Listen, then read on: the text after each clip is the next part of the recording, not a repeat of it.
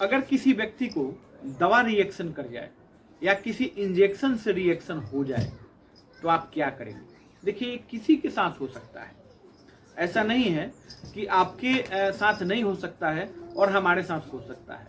ये किसी के साथ हो सकता है कि अगर किसी व्यक्ति को कोई दवा रिएक्शन कर जाए या आप इंजेक्शन दिए हैं, आप प्रैक्टिशनर हैं, आप इंजेक्शन दे रहे हैं, ठीक, अगर इंजेक्शन देने के बाद रिएक्शन हो गया तो आप क्या करेंगे, क्या क्या हो सकता है ये भी जानेंगे, क्या आपको दवा देना है उस टाइम ये भी जानेंगे, ठीक है। और आपने कोई दवा खा ली, आपके पास कोई डॉक्टर अभी अवेलेबल नहीं है, आसपास कोई भी डॉक्टर अवेलेबल नहीं है, तो आप क्या दवा जो है कि उस टाइम उस रिएक्शन को कैसे आप रिकवर करेंगे और उसको रिएक्शन को खत्म करने के लिए आप क्या उसका एंटीडोज लेंगे, ये भी हम लोग बात करेंगे इस वीडियो में। डॉक्टर आशुतोष रंजन, अपने channel doctor Ashutosh Ranjan MBBS medical class में आप लोगों का स्वागत करता हूँ।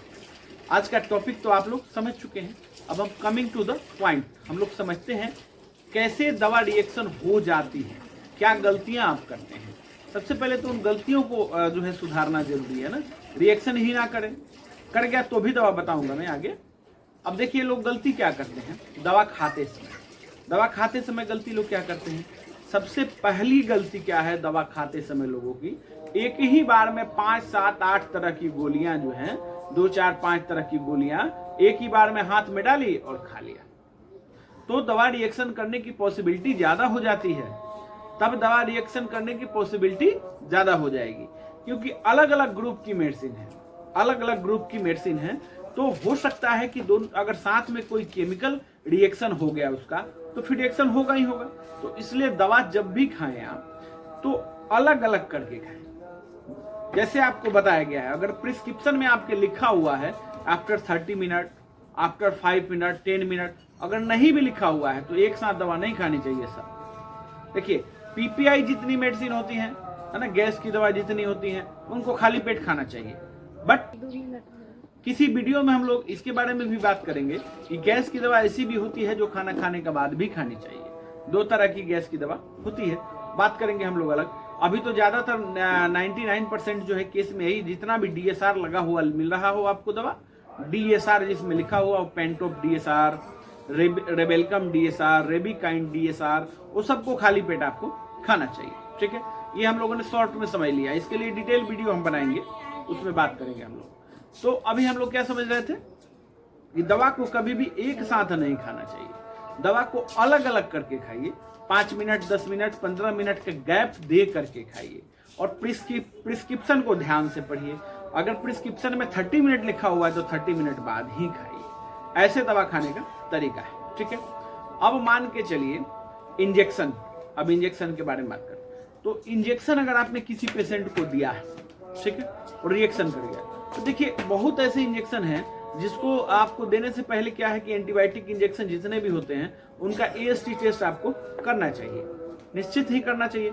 कोई नया इंजेक्शन आप दे रहे हैं जिसके बारे में आपको नहीं पता है, ठीक है, अगर उसका टेस्ट डोज लग चुका है पहले तो कोई बात नहीं, AST हो चुका है तो प्रिस्क्रिप्शन पे लिखा रहता है ना, प्रिस्क्रिप्शन को पढ़ लीजिए। या आप दे रहे हैं नया इंजेक्शन आपको देना है तो थोड़ा सा इंजेक्शन को जो है आप पहले स्किन के अंदर देंगे, ठीक है। ये जैसे मान के चलिए एग्जाम्पल हम लोग देख लेते हैं, ये स्किन हुआ, ठीक है, ये स्किन को ऐसे पकड़ेंगे, ठीक, ऐसे पकड़ के थोड़ा सा पतला करके ऐसे पकड़ेंगे और स्किन के अंदर जो है 0.2 0.5 ml तक, 0.5 ml या 0.2 to 5 ml इतना इंजेक्शन जो है आप इसके अंदर डाल देंगे, ठीक है। डालने के बाद एक घेरा बना देंगे, वहां पर एक घेरा बना देंगे, और घेरा बनाने के बाद कम से कम आप 15 से 20 मिनट इंतजार करिए, ठीक। अगर पेशेंट को कोई रिएक्शन नहीं होता है, कोई दिक्कत नहीं होता है, ठीक है, या यहाँ पे सूजन आ गई है ना, या बेचैनी हो गया, या एलर्जी टाइप का महसूस होने लगा, ठीक, तब जो है आप ऐसा करेंगे कि उस इंजेक्शन को नहीं दें, ठीक है। वहीं पर ये इंजेक्शन जो है पता चल गया आपको कि इस पेशेंट को ये इंजेक्शन सूट नहीं कर रहा है, ठीक है। बात एक पॉइंट, तो एक सावधानी आपको रखनी है। दूसरा सावधानी आपको क्या रखना है, जब भी आप IV इंजेक्शन देंगे, ठीक है, IV इंजेक्शन आप जब भी देंगे तो IV इंजेक्शन देने का तरीका क्या है। बहुत लोग ऐसे करते हैं कि IV इंजेक्शन जो नस में इंजेक्शन देते हैं उसमें क्या करते हैं गलती, नस में इंजेक्शन देते हैं काफी तेज दे देते हैं, ठीक है। तेज देने से क्या होता है, पेशेंट को उल्टी भी आने लगता है, चक्कर भी होने लगता है ना, चक्कर भी आने लगता है। तो इसलिए जो है इंजेक्शन जब भी दीजिए तो स्लो दीजिए, और धीरे धीरे आप अगर दे रहे होंगे, स्लो इंजेक्शन आप दे रहे होंगे, अगर 1 ml गया, आधा ml गया, उसके बाद थोड़ा सा आप रुक जाइए, ठीक है, थोड़ा सा रुक जाइए। इससे क्या होगा कि अगर पेशेंट को कोई परेशानी होने वाली होगी तो आधे 1 मिनट में हो जाएगी, तुरंत पता आपको चल जाएगा। तो 5 ml का इंजेक्शन था, 5 ml में आपने डाइल्यूट किया था, आपने एक ही ml दिया, तो क्या होगा, उसका रिएक्शन जो है कम से कम होगा। जो 5 गुना होने वाला था वो 1 ही गुना होगा, है ना। तो स्लो आपको आईवी इंजेक्शन देना चाहिए, ठीक। हाँ, दवा कोई रिएक्शन कर गई तो इसके लिए आपको क्या करना चाहिए। अब देखिए, अपने घर में जो है कम से कम ऐसा करें कि अपने घर में एविल और डेक्सोना तो जरूर ही रखना चाहिए, ठीक है। एविल, डेक्सोना, सिट्रीजिन, तीनों में से कोई भी आप रखें, ठीक है।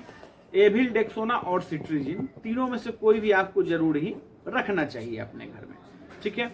हाँ, अगर ऐसा कोई एलर्जी हुआ, रात में अगर कोई ऐसी कोई परेशानी नहीं हो रही है, केवल देखिए एलर्जी में भी अगर इचिंग टाइप का हो रहा है ना, जैसे इचिंग हो रहा है, किसी के शरीर में दाने दाने हो गए, तब आप एविल और डेक्सोना दोनों मिला के 1-1 गोली दे सकते हैं पेशेंट को, ठीक है। हाँ, अगर जैसे कि एविल डेक्सोना नहीं है तो आप केवल सिट्रीज नाम से टैबलेट आएगी, सिट्रीजिन, उसको दे दीजिए, ठीक है। उससे भी जो है कि पेशेंट की एलर्जी ठीक हो जाएगी। बट ये कंडीशन कब का है, ये कंडीशन कब का है, जब केवल एलर्जी सा महसूस हो रहा हो, ऐसे लग रहा है कि जैसे कि शरीर में जो है दाने दाने हो गए, ठीक है, या नोचनी टाइप का जो है कि खुजली ज्यादा हो रहा है, ठीक, बेचैनी टाइप का हो रहा है खुजली की वजह से, तब ये दवाइयां काम करेंगी।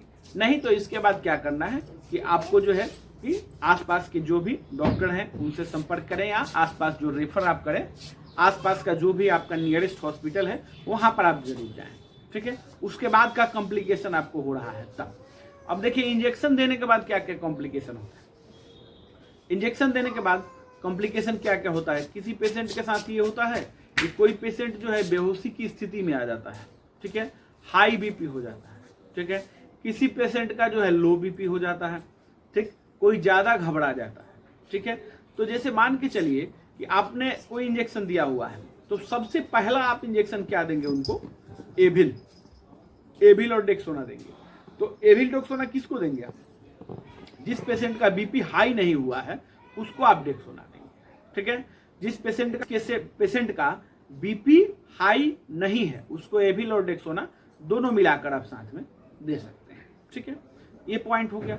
उसके बाद भी अगर जो है कि थोड़ा सा उससे भी आपको लग रहा है कि नहीं ये इससे नहीं होने वाला है गया है, तो आप हाइड्रोकोर्टिसोन इंजेक्शन, आपको लग रहा है कि थोड़ा सा ज्यादा सीरियस एलर्जी हो गया है, तो हाइड्रोकोर्टिसोन इंजेक्शन है ये, हाइड्रोकॉर्ट 100 mg प्रीमाकॉर्ट, है ना, इस इंजेक्शन को आप देंगे, ठीक है। इसको जो है आपको आईवी देना चाहिए, इस इंजेक्शन को देंगे।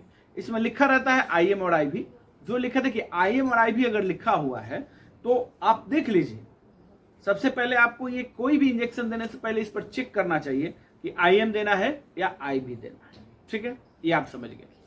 तो उसके बाद क्या देंगे आप, हाइड्रोकोर्टिसोन, कंपोजिशन है हाइड्रोकोर्टिसोन और प्रीमाकॉर्ट नाम से इंजेक्शन आता है, ठीक है। इसके बाद भी अगर कोई एलर्जी नहीं ठीक हो रही है, पेशेंट बेहोश हो गया है ना, हार्ट की धड़कन उसकी रुकने लगी है, और भी काफी ज्यादा कॉम्प्लिकेशन हो गया, तो अगर आप एक्सपर्ट हैं तो एड्रेनालिन लगा सकते हैं, ठीक है। नहीं एक्सपर्ट हैं तो एड्रेनालिन आप नहीं लगाएं।